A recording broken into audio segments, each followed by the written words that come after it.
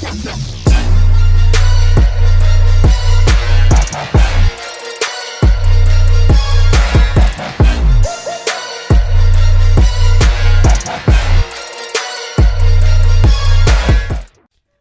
good, YouTube? It's your boy ShoSaga with another video, and today we're talking about Xenoblade Chronicles 3.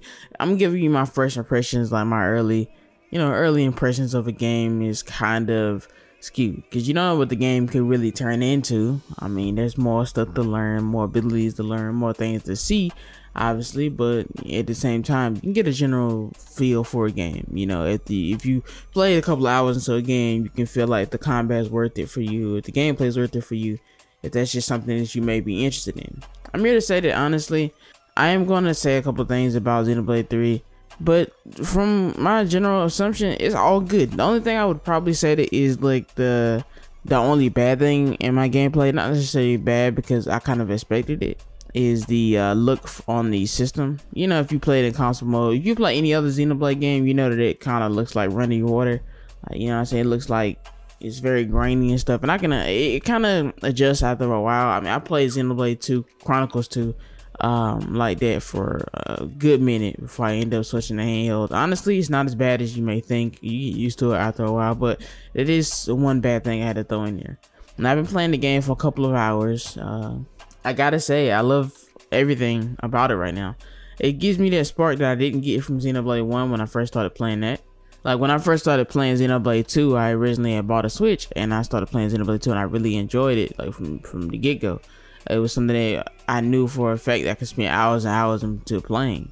But Xenoblade 1 has never really been my favorite game, even though it's a masterpiece by everybody else. It's not a bad game, just something about it I just can't get into. I have none of those feelings here.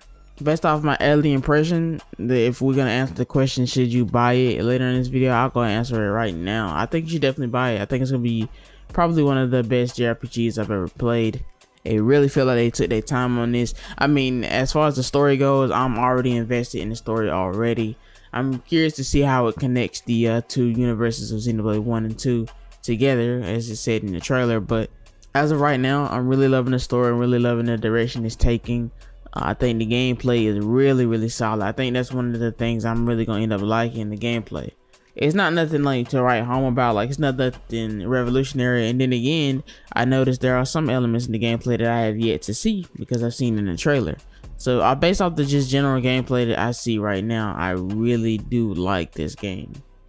All right, real quick, let's talk about the characters. The characters in itself, I'm having a lot of interest in the characters. I'm not saying that nothing to write home about, but granted, I'm only a couple hours in. For what I see right now, I really do like. They gave a little bit of background info and stuff, and you kind of see like the motivation behind certain characters. Like specifically, there's a certain scene that you see in the very beginning that deals with the characters as kids. You can kind of see how a certain ceremony really affects the psyche of a person. I'm trying to be very vague considering I don't really want to spoil you guys, but you can kind of see where things start to take shape and kind of see where the story is going on from here. Like, this is the normal, this is what's supposed to happen, and what's going to be different in this particular story. Why are we following this character? Because this character is going to be different. You can kind of see that in the very beginning of the game. You can kind of read the motivations of characters through their different actions that you see in the game from the very beginning. I really like how the UI and stuff looks. A lot of games could have a very confusing UI. I like the UI. It's pretty smooth, pretty fast. I mean, and it has like stats and build windows. So when you're making your different builds for different characters and stuff, you can kind of see everything at once.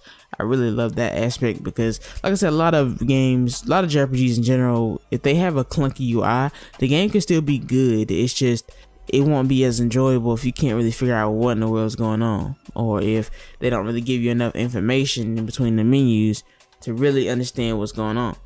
If we're talking about the music, man, like I said, only some hours in, first impression, but man, Xenoblade always kills it with the music. Whenever a new Persona game or a new Xenoblade game comes out, I always like to just sit and listen to the music, because even though I can't really play nothing here because it'll probably get copyright striked right now, the music is absolutely lovely, man. I'm not gonna lie, I'm really into the music of this game.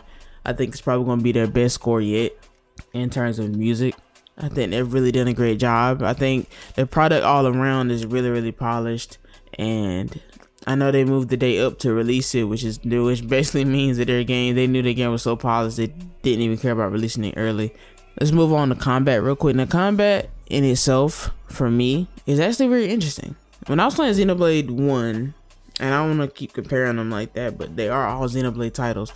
When I was playing Xenoblade 1, it felt like to me, the combat system was something I really didn't enjoy.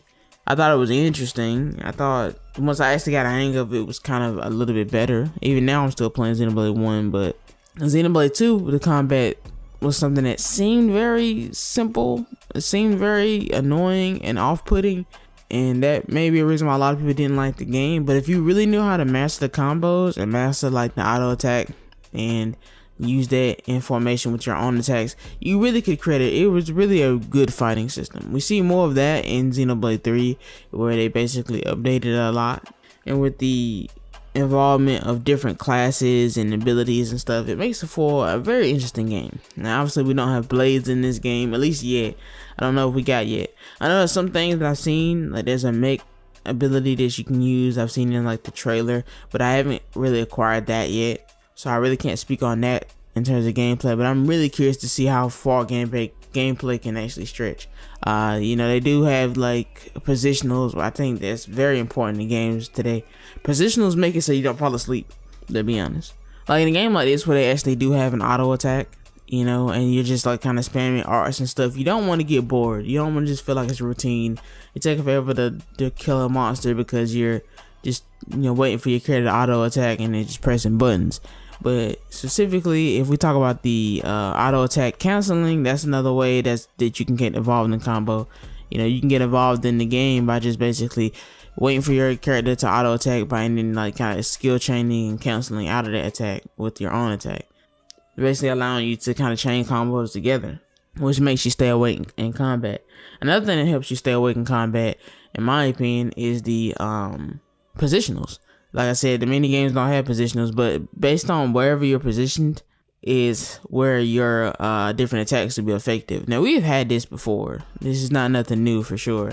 Even going back and playing Xenoblade 1, they definitely had positionals. You know, Shulk's backslash is more effective from the back, but I really like the way they do it here.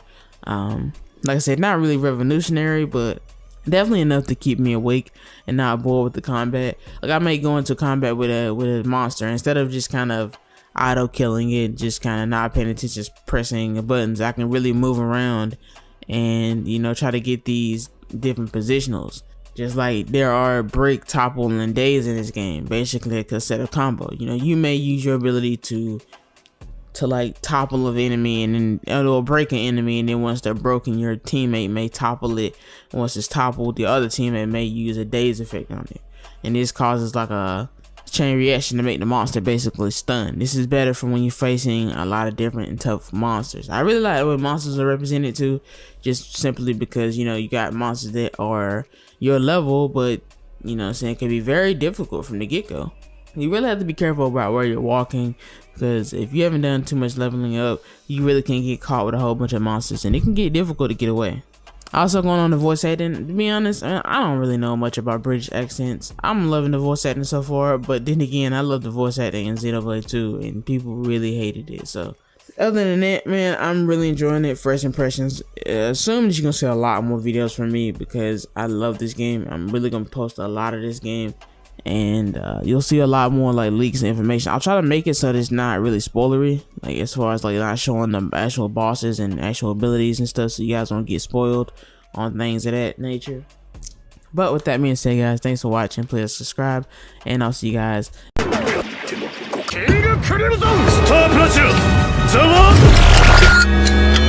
やれやれだぜ。